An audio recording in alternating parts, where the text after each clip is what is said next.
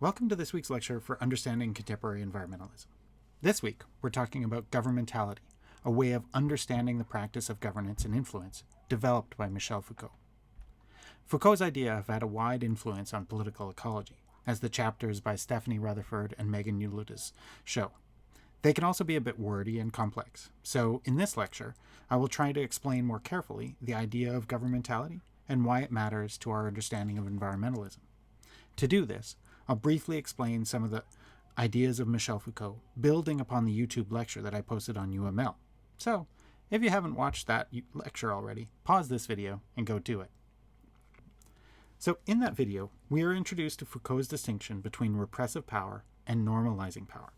Now, this is a key part of Foucault's thinking about power. Repressive power, you will remember, is the overt exercise of power, usually something done in a way that limits what someone does. Repressive power is often described as sovereign power because its most common form is the power of one authority over its subjects. So, for example, the power of the king, or, as they said in the video, a police officer or an authoritarian boss. Now, this is in distinction to normalizing power. And normalizing power is a form of power that works through the production of norms that become ingrained in the way people operate in the world. Foucault called this disciplinary power because it required subjects to be practiced or disciplined into this way of working in the world. Now, school is a good example here. As an instructor, I don't often use repressive power in my classrooms. I've never had to kick anyone out. I don't usually ever have to manage the classroom in any way even. I just rely upon your years of training in being in a classroom and knowing what is appropriate in the classroom to let me run the class.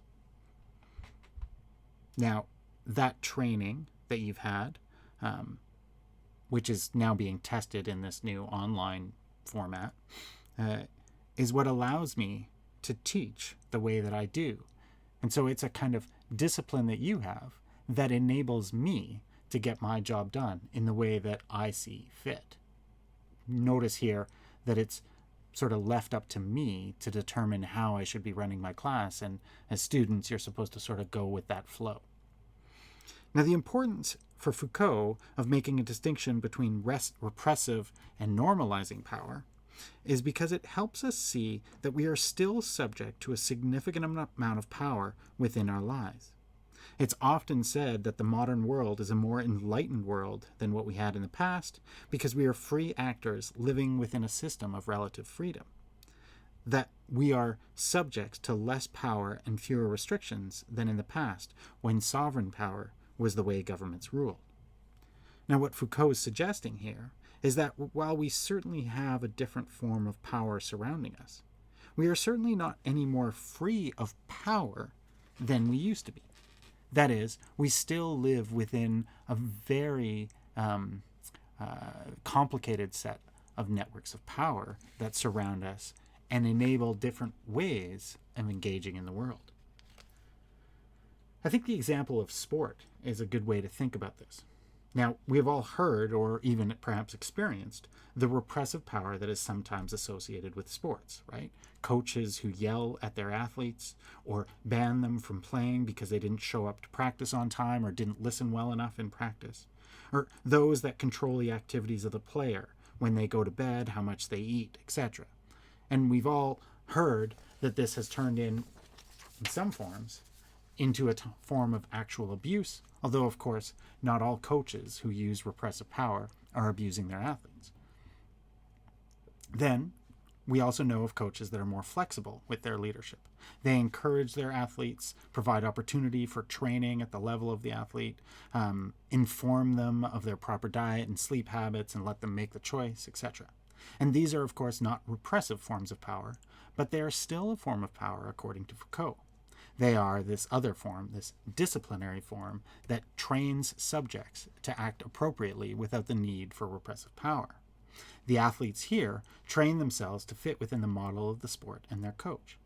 Now, importantly, while the athlete is quote-unquote in charge of their training, the goal is produced not by the athlete, but by the coach, or more broadly, by the culture of the sport itself. The athlete agrees to sort of submit themselves to the goals of the the sport or the coach, that they want to be able to shoot in the particular way that is dictated by the coach or the sport, and so on. Now, this is a form of power which has been internalized by the athlete, but it produces a product which is beneficial to the coach. That is kind of a key way of thinking about disciplinary power, in which subjects internalize the desires and training regiments of another sort of institution or body around them. Now, from Foucault's analysis of power, of repressive and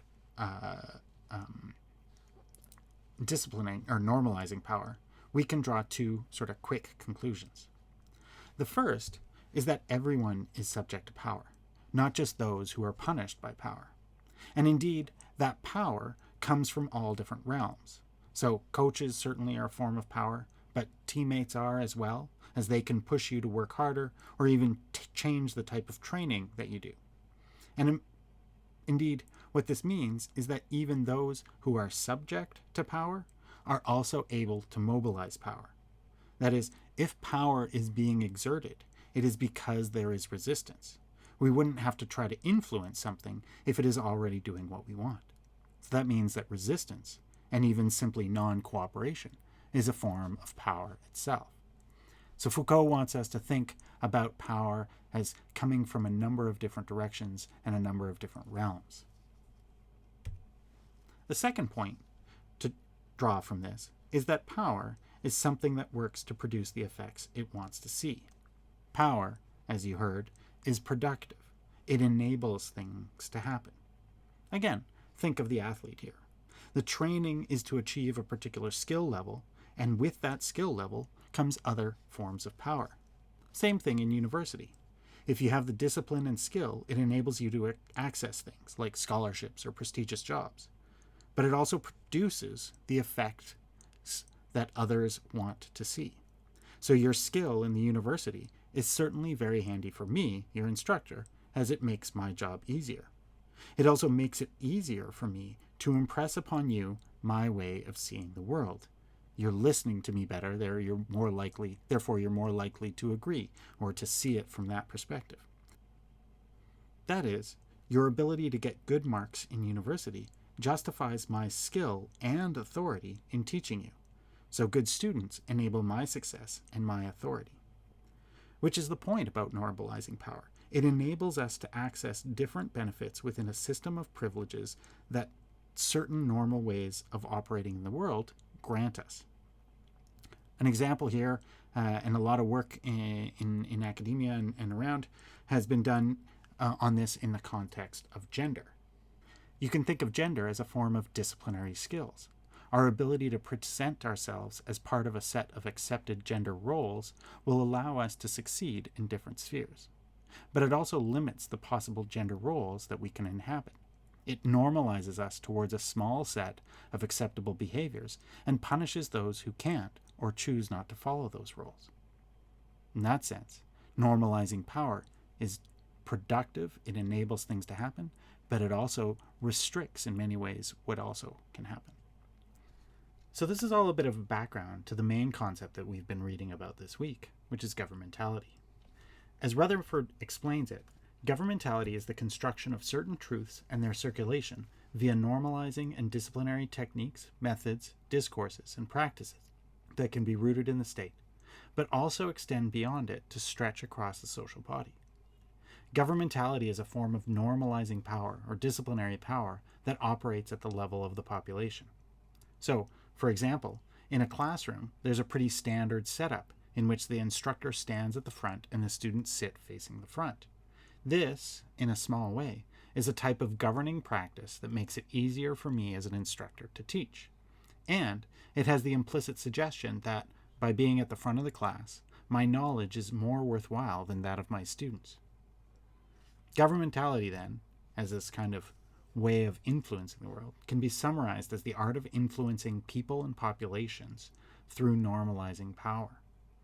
In a lecture hall, I don't use repressive power to get people to sit where they want them to. Everybody already knows where they should sit. They have internalized that place within the class, and that place then also sort of implicitly and symbolically supports my authority at the front of the classroom. You could also think of red light cameras here as an example. Red light cameras obviously have a repressive side to them.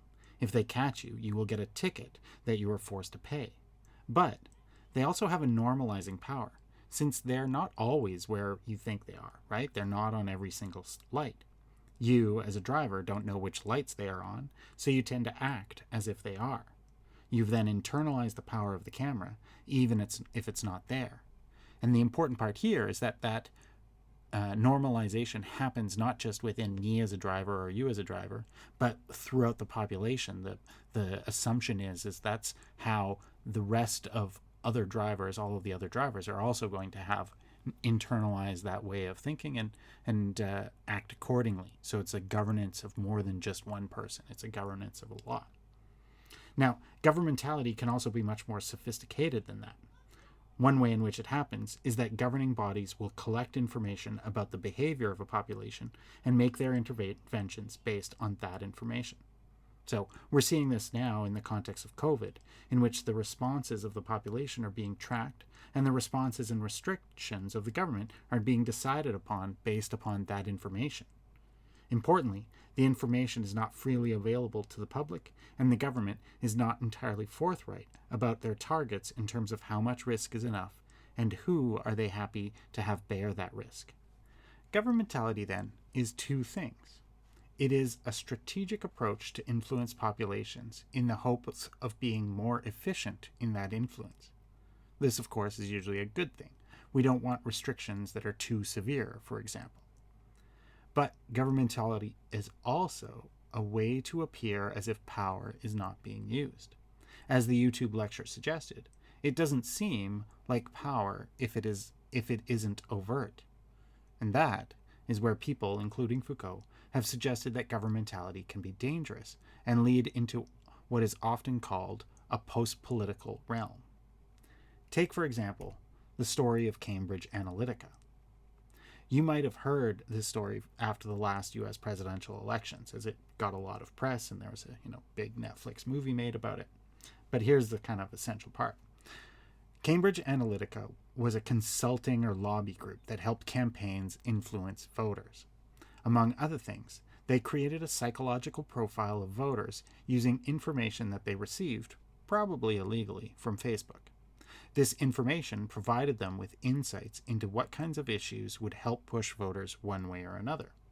They then took that information and combined it with polling data in the US to find areas in which there was a small margin between the two parties and a small amount of influence would have a larger impact.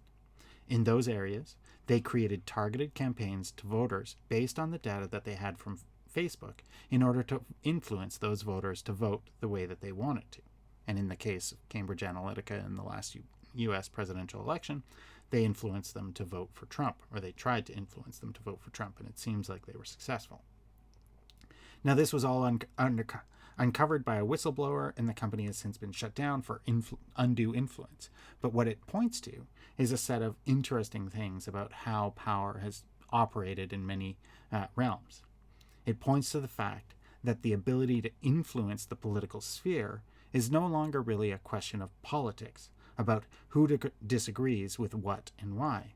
Instead, this influence is simply about managing behaviors through the production of certain truths and normalizing disciplines, to quote Rutherford's definition of governmentality. Increasingly, even outside of the shady practices of lobby groups and consultants, decisions about the political life of the world are built not upon discussion and debate, but on the opinions of experts and managers along a small and relatively circumscribed field of play. This is what Megan Eulitis and others have called the post-political. In a post-political world, decisions are made within a sphere of already asserted rules and are left primarily to managers and experts on the subjects. In many cases, debate is allowed, but only on certain spheres of the issues.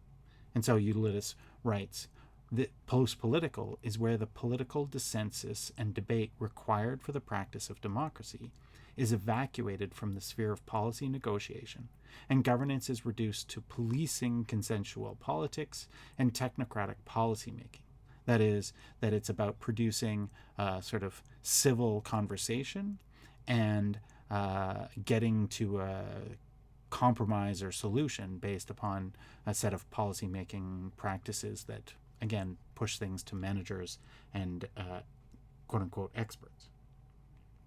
This was the case in Jasper, where the decision about two pretty significant changes to the park were done within a climate in which the need to increase the funding sources of the park through visitor spending was already established. As she said, everyone agreed that the park needed more money.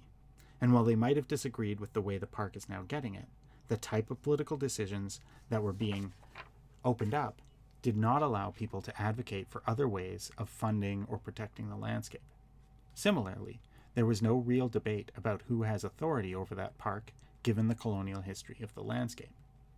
And so Eulotus concludes that what was happening here was not a real democratic debate over what's happening in the park, but rather a sort of confirmation of a set of already established rules over the park and the assertion of the role of experts over that rule and the decisions that happen within it.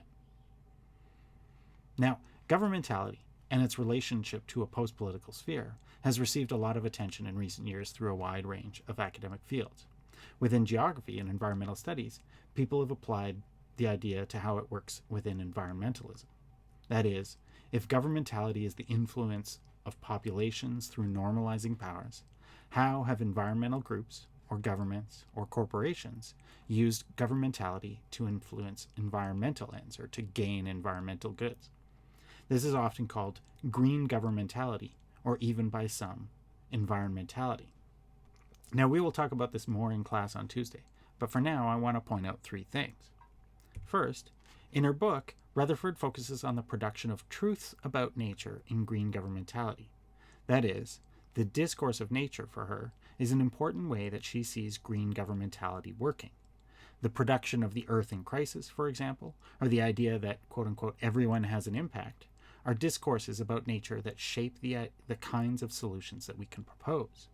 These are then drafted to normalize those solutions through a focus primarily on individuals and how they can help solve the environmental crisis. Like governmentality, this is often a form of power that we don't recognize as a form of power.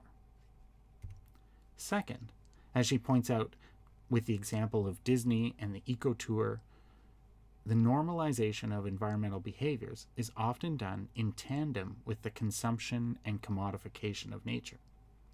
That is, green governmentality works to ensure new forms of profit can be made from nature conservation, not just nature extraction.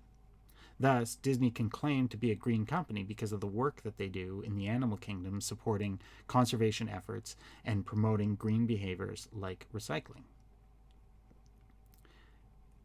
Finally, the third point here is that the reliance upon normalizing power and the production of truths often contribute to the situation that Eulotus analyzed in Jasper, where very political decisions about how we should use nature and who benefits from that use are left to managers and experts in environmental impacts, not opened up to a democratic discussion of the costs and benefits of these practices. So these are three kind of key things that the idea of governmentality brings to the study of environmentalism. And it's from here that I'm going to leave you to start thinking a little bit for Tuesday about what ways in which these concepts are helpful for understanding environmentalism and how do Eulotus and Rutherford use them to illuminate some of the material that they talk about. On Tuesday, we're going to work with the reading questions that I've posted and try to answer any of the questions that people have about these concepts and readings, because there was a lot covered in this fairly short lecture.